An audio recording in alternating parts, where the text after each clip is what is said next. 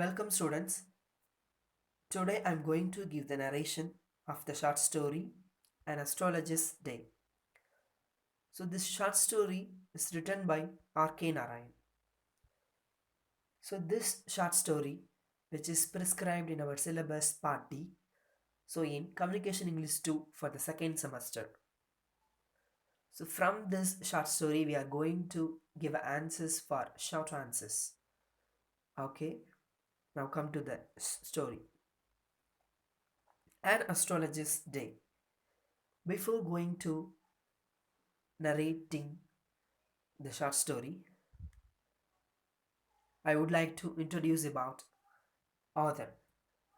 So originally, his name was Rasipuram Krishnaswamy Iyer Narayanaswamy. He was a famous Indian writer.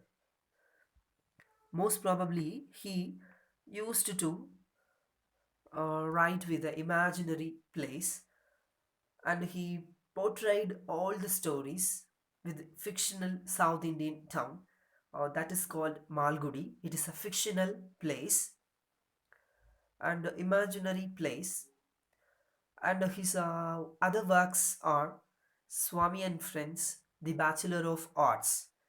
These are his famous works.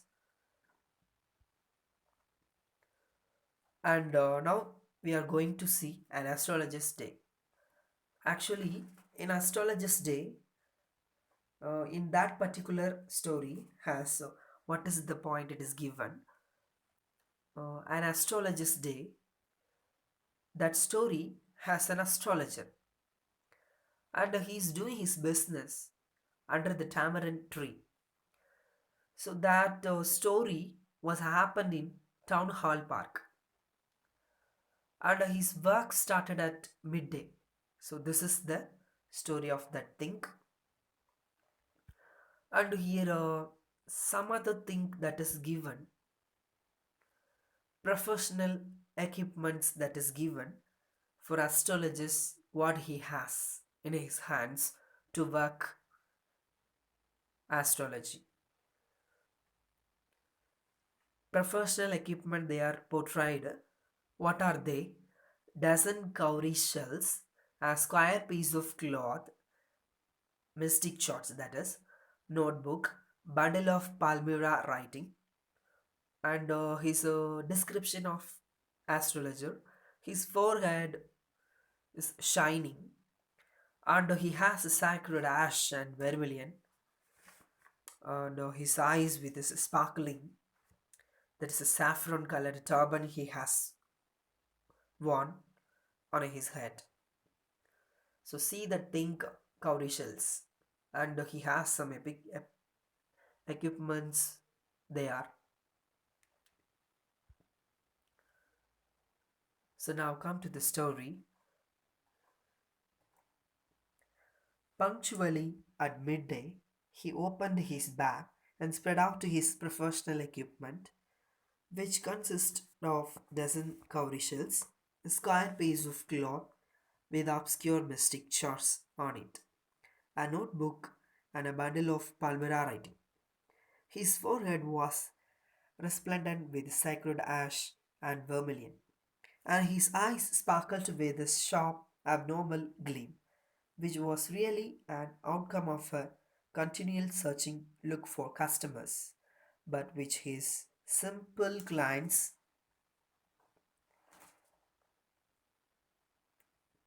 took to be a prophetic light and felt comforted. The power of his eyes was considerably enhanced by their position, placed as they were between the painted forehead and the dark whiskers which streamed down his cheeks. Even a half wit's eyes would sparkle in such a setting. To crown the effect, he wore a saffron colored turban around his head. This color scheme never failed. People were attracted to him as bees are attracted to cosmos or dahlia stalks. He sat under the boughs of a spreading tamarind tree, which flanked a path of running through the town hall park. It was a remarkable place in many ways. A surging crowd was always moving up and down this narrow road morning till night. A variety of trades and occupations was represented all along its way.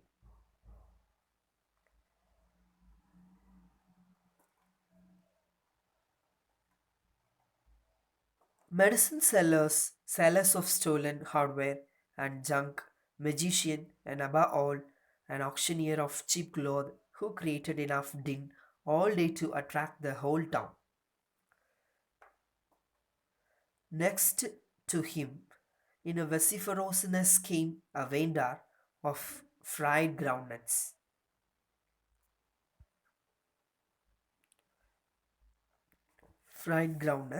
who gave his ware of fancy name each day, calling it Bombay ice cream one day, and the next Delhi almond on the third Raja's delicacy, and so on so far. And people flocked to him, and people flocked to him. A considerable portion of this crowd dallied before the astrologer too. The astrologer transacted his business by the light of a flare which crackled and smoked up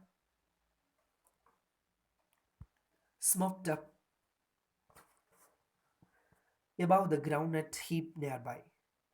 Half the enchantment of the place was due to the fact that it did not have the benefit of municipal lighting. The place was lighted by shop lights.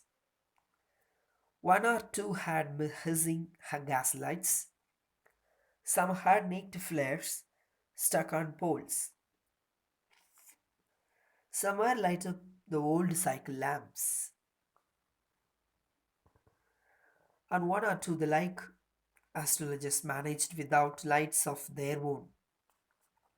It was bewildering, crisscross of lights, rays of moving shadows. This suited the astrologist very well, for the simple reason that he had not in the least intended to be astrologist when he began life, and he knew no more of what was going to happen to others than he knew what was going to happen to himself next minute. He was as much a stranger to the stars as were his innocent customers. Innocent customers, yet he said things which pleased and astonished everyone that was more a matter of study, practice, and shrewd guesswork. All the same, it was much as an honest man's labors as any other, and he deserved the wages he carried home at the end of a day.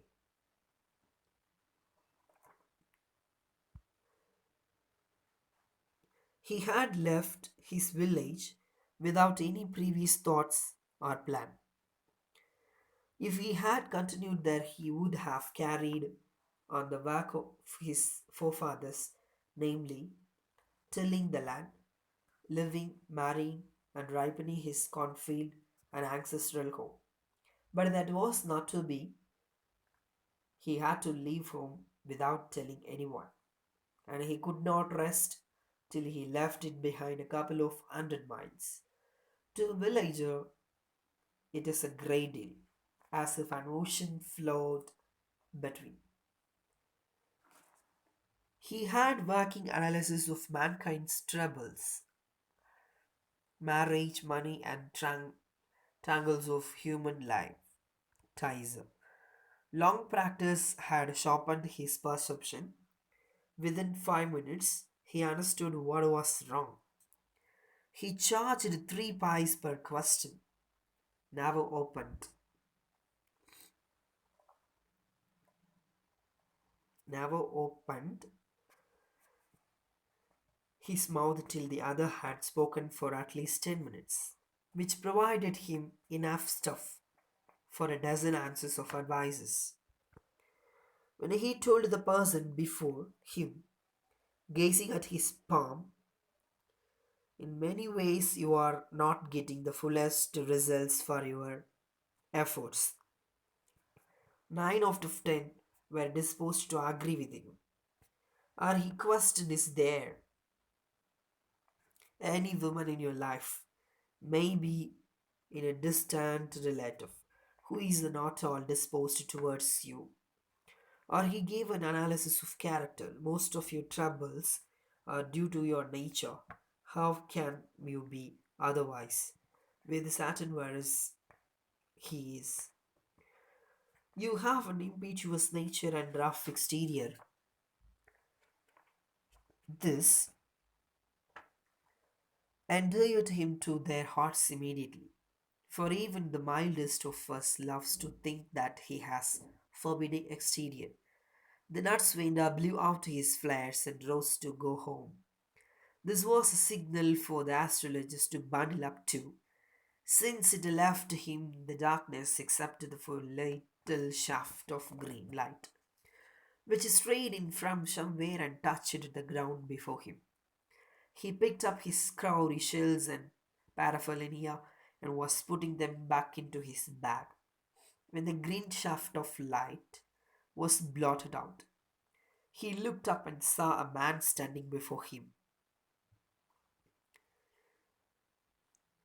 That light was blotted out. He looked up and saw a man standing before him. He sensed a possible client and said, you look so careworn. It will do you good to sit down for a while and chat with me. The other grumbled some vague reply. The astrologist pressed his invitation, whereupon the other thrust his palm under his nose, saying, you call yourself an astrologer. The astrologer felt challenged and said, tilting the other's palm towards the green shaft of light, yours is a nature? Oh, stop that, the other said. Tell me something worthwhile. Our friend felt piqued. They charge only 3 pies per question, and what you get out to be good enough for your money. At this, the other withdrew his arm, took out an anna, and flung it out of him, saying, I have some question to ask. If I prove you are bluffing, you must return that anna to me with interest. If you find my answer satisfactory, will you give me 5 rupees? No. Or will you give me 8 annas?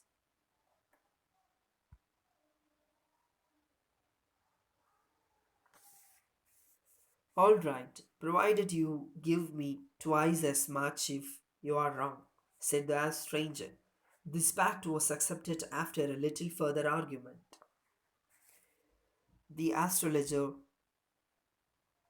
set up, sent up a prayer to heaven as their other little cherub. The astrologist caught a glimpse of face by the matchlight. There was a pass as cars hooted on the road. Jatco drivers swore at their horses, and the babble of the crowd agitated the semi darkness of the park.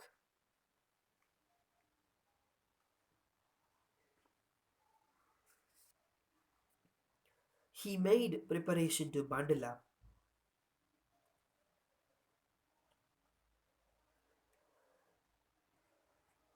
The other sat down, sucking his cheroot, puffing out, sat there ruthlessly. The astrologist felt very uncomfortable. Here, take your Anna back. I am not used to such challenges. It is late for me today. He made preparations to bundle up. The other held his wrist and said, you can't get out of it now. You dragged me in while I was passing. The astrologer shivered in his grip and his voice shook up, became a faint. Leave me today. I will speak to you tomorrow. The other thrust his palm in his face and said, challenge is challenge, go on. The astrologist proceeded with his throat drying up. This is a woman. That is a woman. Stop, said the other. I don't want all that. Shall I succeed in my present search or not? Answer this and go. Otherwise, I will not let you go till you disgorge all your coins. The astrologist muttered a few incantations and replied, all right, I will speak, but will you give me a rupee if what I say is convincing? Otherwise, I will not open my mouth. And you may too do what you like. After a good deal of haggling, the other agreed. The astrologist said, you were left for dead. Am I right? Ah, tell me more. A knife has passed through your once, said the astrologist. Good fellow, he bared his chest to show the scar. What else? And then you were pushed into a well nearby in the field. You were left for dead. I should have been dead.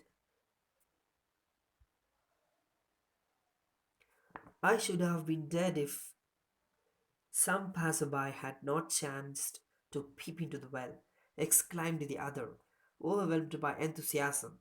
When shall I get at him? He asked, clenching his fist. In the next world, answered the astrologer.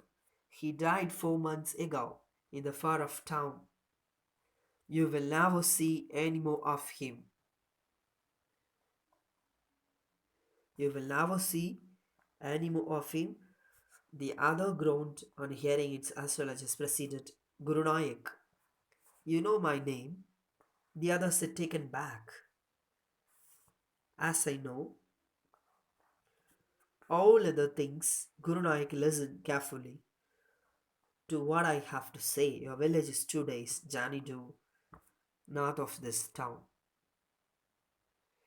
Take the next train and be gone. I see once again great danger to your life if you go home.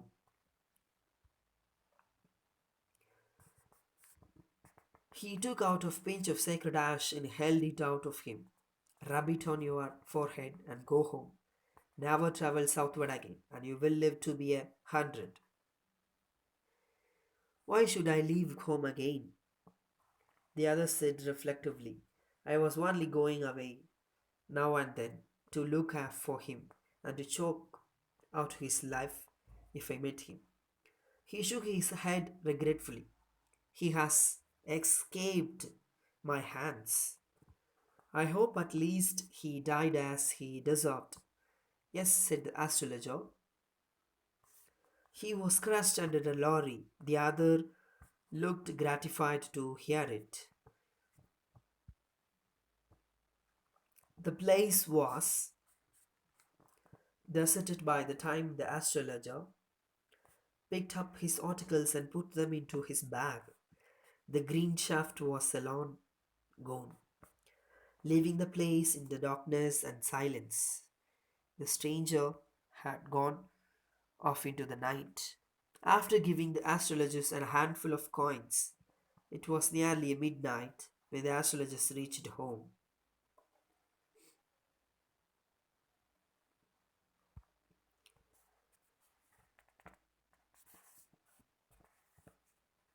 His wife was waiting for him at the door and demanded an explanation. He flung the coins at her and said, count them. One man gave all that. 12 and a half, she said. Counting, she was overjoyed. I can buy some jaggery and coconut tomorrow.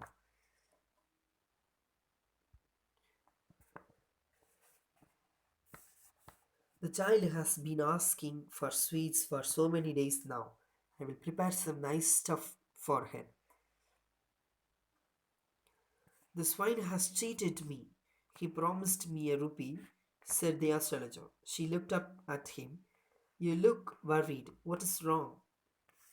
Nothing. After dinner, sitting on the pile, he told her, "Do you know a great load is gone from me today? I thought I had the blood of a man on my hands all these years. That was the reason why I ran away from home, settled here, and married you. He's alive." She gasped. "You tried to kill?" "Yes, in our village, when I was a silly youngster, we drank, gambled, and quarreled badly one day. Why think of it now? Time to sleep," he said, yawning, and stretched himself on the pile. This is the short story of the narration written by R.K. Narayan. Thank you, students.